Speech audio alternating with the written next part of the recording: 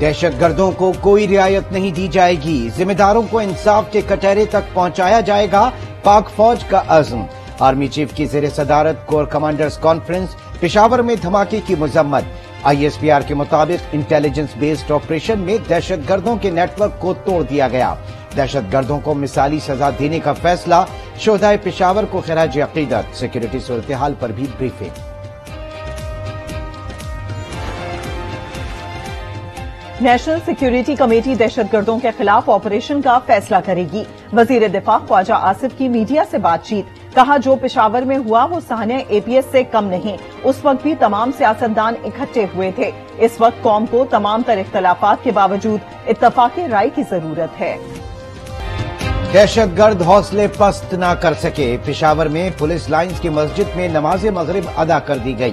سانحے میں شہادتوں کی تعداد 100 ہو گئی، 200 سے زائد زخمی، مزید 19 شہداء کی نماز جنازہ ادا کر دی گئی۔ شہداء کے جسد خاکی آبائی علاقے منتقل۔ خیبر پختونخوا میں ایک روزہ سوگ، صوبے بھر میں قومی پرچم سرنگوں رہا۔ ہو سکتا ہے دہشت گرد سرکاری گاڑی میں پولیس لائنز پہنچا ہو، آئی جی خیبر پختونخوا معظم جا کا بیان۔ پشاور دھماکے میں ناقص سیکیورٹی کا اعتراف بھی کر لیا، کہا پولیس لائنز دھماکے میں 10 سے 12 کلو بارودی مواد استعمال کیا گیا، زیادہ تر شہادتیں ملبے تلے دب کر ہوئیں۔ دہشت گردی ہمارے بازاروں، مساجد اور گلی محلوں تک پہنچ گئی، ہر مذہب کی عبادت گاہوں پر حملے ہوئے ہیں۔ دہشت گردی کو کسی مذہب سے نہیں جوڑا جا سکتا۔ خواجہ آصف کا قومی اسمبلی میں خطاب، کہا پاکستان کے خلاف افغان سرزمین دہشت گردی کے لیے استعمال ہو رہی ہے۔ سوال کیا پشاور میں بہائے گئے خون کا حساب کون دے گا؟ اس جنگ میں پاکستان تنہا کھڑا ہے۔ واضح کیا امریکہ کے ہواری نہ بنتے تو یہ حال نہ ہوتا۔ امریکی مفاد کے لیے ہمیں جنگیں نہیں لڑنی چاہیے تھیں۔ اور اس کی ذمہ داری جو ہے یہ ٹی ٹی پی کا ایک گروپ جو خراسانی گروپ کے نام سے جو ہے وہ اپنے آپ کو آئیڈینٹیفائی کرتا ہے، تو اس نے اس کی جو ہے وہ ذمہ داری جو ہے وہ قبول کی ہے، اور اس میں 3 سویلین ہیں اور 97 جو ہے وہ پولیس کے جوان اور پولیس کے جو ہے وہ آفیسرز ہیں۔ ان شہادتوں میں خدشہ ہے کہ اس میں اضافہ ہو سکتا ہے۔ کالعدم ٹی ٹی پی کے خراسانی گروپ نے پشاور حملے کی ذمہ داری قبول کی۔ رانا ثنا وزیر داخلہ رانا ثناء اللہ کا قومی اسمبلی میں خطاب، کہا خیال ہے کہ حملہ آور رہائشی علاقے میں موجود تھا، ہو سکتا ہے کسی نے حملہ آور کو گھر میں پناہ دی ہو۔ پی ٹی آئی حکومت پر کڑی تنقید، الزام لگایا سابق حکومت نے سزائے موت کے مجرموں کو چھوڑا، کل کی غلطیوں کا خمیازہ آج بھگت رہے ہیں۔ تمام سیاسی قوتیں ملک مخالف عناصر کے خلاف متحد ہو جائیں، سیاسی جنگ بعد میں بھی لڑ سکتے ہیں۔ وزیر اعظم شہباز شریف کا ٹویٹر پر پیغام، لکھا دہشت گرد عوام میں خوف پھیلانا اور ہماری محنت پر پانی پھیرنا چاہتے ہیں۔ میرے جسم کے مختلف حصوں میں درد ہو رہا ہے، کیا میں بچ جاؤں گا؟ سانحہ پشاور کے زخمی نوجوان کو موت کا خوف نہیں، ماں کا اکیلا پن ڈراتا رہا، کہا اور تو کوئی غم نہیں، بس اپنی ماں کا بہت لاڈلا ہوں، اگر مجھے کچھ ہوا تو ماں کا کیا ہوگا؟ لاڈلا بیٹا ہسپتال کے گیٹ پر پہنچنے سے پہلے ہی دم توڑ گیا۔ پولیس لائنز دھماکہ، پشاور سمیت صوبے بھر میں فضا سوگوار۔ پشاور پولیس لائنز میں دھماکے کے بعد رقت آمیز مناظر، لواحقین غم سے نڈھال، اپنوں کو کھونے کا غم۔ قدرتی آفات ہوں یا پھر دہشت گردی، خیبر پختونخوا کی ریسکیو 1122 انسانی زندگیاں بچانے میں ہمیشہ پیش سانحہ پشاور میں بھی بھرپور کردار۔ ملک میں دہشت گردی کا عذاب آیا ہے، ماضی میں پیپلز پارٹی دہشت گردوں کا نشانہ رہی ہے۔ وزیر اعلیٰ سندھ کی پشاور حملے کی مذمت، امریکی وزیر خارجہ کی پشاور میں دہشت گرد حملے کی مذمت، متاثرہ خاندانوں سے اظہار ہمدردی، کہا کسی بھی جگہ کسی بھی بنیاد پر دہشت گردی ناقابل قبول ہے۔ اس سے پہلے تو جن لوگوں نے یہ سارا معاملہ کیا ہے ان کے خلاف انویسٹیگیشن کرنی چاہیے، اداروں کو جن اداروں سے ان کا تعلق ہے۔ یہ ایک تسلسل کے ساتھ جنگ ہے، اس نے ابھی بھی چلنا ہے اور مزید بھی آگے میں یہ خطرات دیکھ رہا ہوں، تو ہمیں اس کے لیے ہم وقت تیار رہنے کی ضرورت ہے۔ پشاور دھماکے پر اراکین پارلیمنٹ کا اظہار افسوس، کہتے ہیں دہشت گردوں کے خلاف سخت کارروائی ہونی چاہیے، ان کے نیٹ ورک توڑنے ہوں گے۔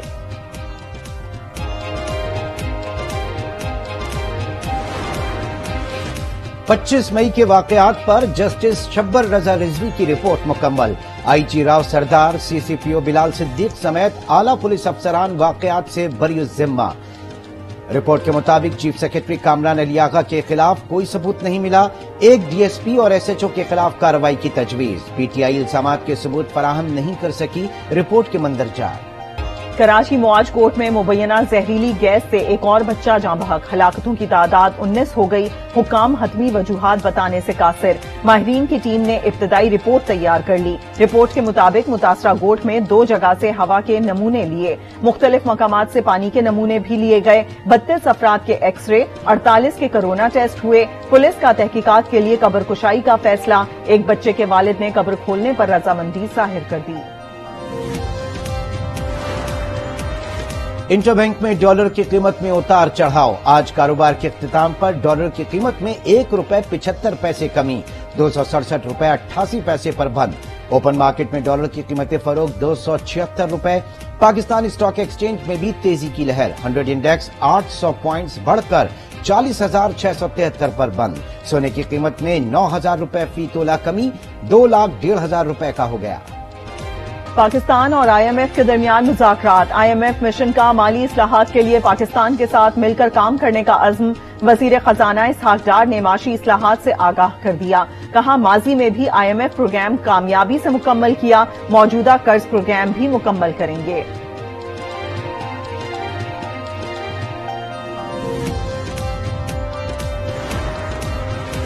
چودھری شجاعت مسلم لیگ قاف کے سربراہ برقرار، الیکشن کمیشن نے فیصلہ سنا دیا، قاف لیگ انٹرا پارٹی الیکشن کو غیر قانونی قرار دے دیا گیا۔ وفاقی وزیر اطلاعات مریم اورنگزیب کی مبارکباد، کہا چودھری شجاعت سے قاف لیگ چھیننے کے فسطائی ذہن کو شکست ہوئی۔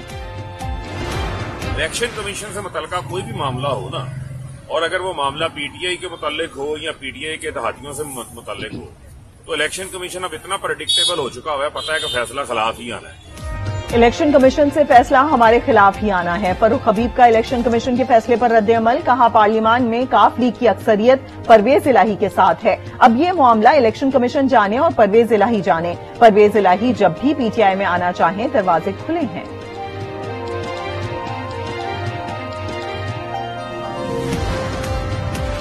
توہین الیکشن کمیشن کیس میں گرفتار فواد چودھری سے اہل خانہ کی اڈیالہ جیل میں ملاقات، اہلیہ ہبہ چودھری اور دونوں بچیاں شریک، فواد چودھری کو بنیادی حقوق نہیں دیے جا رہے، ہبہ چودھری کا الزام، فواد چودھری کو رہا کرانے کے عزم کا اظہار۔ توشہ خانہ کیس، عمران خان کے خلاف 7 فروری کو فرد جرم عائد کی جائے گی، اسلام آباد کی مقامی عدالت کا چیئرمین پی ٹی آئی کو 20,000 روپے کے مچلکے جمع کرانے کا حکم، الیکشن کمیشن کے وکیل نے سابق وزیر اعظم کے وارنٹ گرفتاری جاری کرنے کی استدعا کر دی۔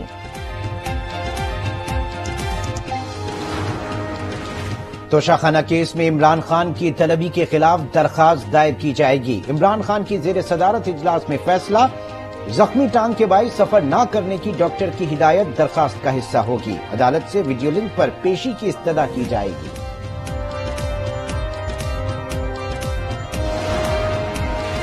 وزیر مذہبی امور مفتی عبدالشکور نے ڈی جی حج کی تعیناتی سے متعلق صنفی امتیاز کا الزام مسترد کر دیا، سوال کیا اسلامی تعلیمات اور آئین پاکستان سے انحراف کیسے کر سکتا ہوں، دعویٰ کیا مبینہ آڈیو میں انٹرویو کے بعد کی غیر رسمی گفتگو کو کاٹ چھانٹ کر پیش کیا گیا۔ کراچی میں گزشتہ 20 روز کے دوران 5 بچیوں کے ساتھ مبینہ زیادتی کا شبہ، اسپتال ذرائع کے مطابق واقعہ بچیوں کو لیاری جنرل اسپتال منتقل کرنے کے بعد سامنے آیا، 3 بچیاں جاں بحق ہو گئیں جبکہ 2 کو ابتدائی علاج کے بعد ڈسچارج کر دیا گیا، بچیوں کا پوسٹ مارٹم بھی نہیں کرایا گیا۔ کراچی کے نجی اسکول میں خاتون ٹیچر کا بچے پر تشدد، 3 مقامات سے ہاتھ توڑ دیا، پولیس نے ابتدائی رپورٹ درج کر لی، اسکول کے خلاف شکایت پر ڈائریکٹریٹ آف پرائیویٹ انسٹیٹیوشنز نے انکوائری کمیٹی بنا دی۔ ایم کیو ایم پاکستان کی رابطہ کمیٹی میں مزید 9 اراکین کا اضافہ کر لیا گیا، نئے ارکان میں 6 پی ایس پی اور 3 M Q M Farooq Sattar group سے شامل، رابطہ کمیٹی کے ارکان کی تعداد 59 ہو گئی۔ پاکستان ریلوے کا کرایہ بڑھانے پر غور، وزیر ریلوے سعد رفیق نے کہا ریلوے کو فوری طور پر 40 ارب روپے کی ضرورت ہے، کوئی بھی حکومت جان بوجھ کر مہنگائی نہیں کرتی۔ اسحاق ڈار پچھلی حکومت کا گند صاف کر رہے ہیں، IMF کا پروگرام پچھلی حکومت ملک میں لائی، مہنگائی سے سب پریشان ہیں، مسئلہ چھپایا نہیں جا سکتا۔ اتنا نان سیریس ایٹیچیوڈ ہے جو بڑی بڑی پارٹیاں ہیں ان کا، کہ لگتا ایسا ہے کہ ان کے نزدیک ملک کا یہ کرائسس کوئی حیثیت ہی نہیں رکھتا۔ جو اس وقت اکانومی کی پوزیشن ہے وہ کسی کے نزدیک کوئی حیثیت نہیں رکھتی۔ حکومت کی پالیسی ہمیں بتاؤ، یہ کر کیا رہے ہو تم ہمارے ساتھ؟ ایسا لگتا ہے بڑی جماعتوں کے لیے معیشت کی کوئی حیثیت نہیں۔ کیا ہر چیز کا علاج IMF ہے؟ وزیر اعظم اور وزیر خزانہ کیا کر رہی ہیں؟ امیر جماعت اسلامی کراچی حافظ نعیم الرحمان برس پڑے، بولے مسائل کے حل کے لیے مل کر بات کرنے کی ضرورت ہے۔ پاکستان میں کرپشن مزید بڑھ گئی، ٹرانسپیرنسی انٹرنیشنل کی نئی رپورٹ میں انکشاف، کرپشن پرسپشن انڈیکس میں پاکستان 28 سے 27 پوائنٹ پر آ گیا، 180 ممالک میں پاکستان کا 140واں نمبر ہے۔ ٹانڈا ڈیم کوہاٹ میں پاک فوج کا ریسکیو اینڈ ریلیف آپریشن جاری، ISPR کے مطابق 5 طلبہ کو ریسکیو کر لیا گیا، 51 طلبہ اور اساتذہ کی لاشیں نکال لی گئیں، ایک لاپتہ کی تلاش جاری۔ ایکسیڈنٹ کی فوری رپورٹ طلب کی گئی، جو انیشل رپورٹ سامنے آئی اس میں جو انیشل انویسٹیگیشن اور فائنڈنگز تھیں، اوور سپیڈنگ کی وجہ سے یہ کوچ کا ایکسیڈنٹ ہوا، تقریباً کوئی 140 کی سپیڈ سے زیادہ یہ کوچ جا رہے ہیں۔ بیلا بس حادثہ تیز رفتاری کے باعث پیش آیا، بلوچستان حکومت نے فوری طور پر رپورٹ طلب کر لی، ترجمان پرعظیم شاہ کی میڈیا بریفنگ، کہا روٹ پرمٹ کو ٹریکر سے منسلک کیا جائے گا، ڈرائیورز کی تربیت حادثات کی بڑی وجہ ہے، کوچز میں ایمرجنسی اخراج کا راستہ بھی یقینی بنایا جائے گا۔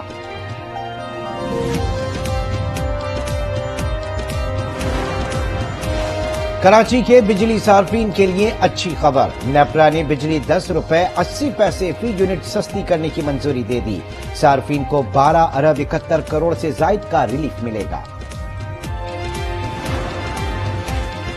کورونا کا نیا ویریئنٹ BF7 کراچی پہنچ گیا، محکمہ صحت نے ویریئنٹ کی تصدیق کر دی، BF7 نے چین میں بڑے پیمانے پر عوام کو متاثر کیا۔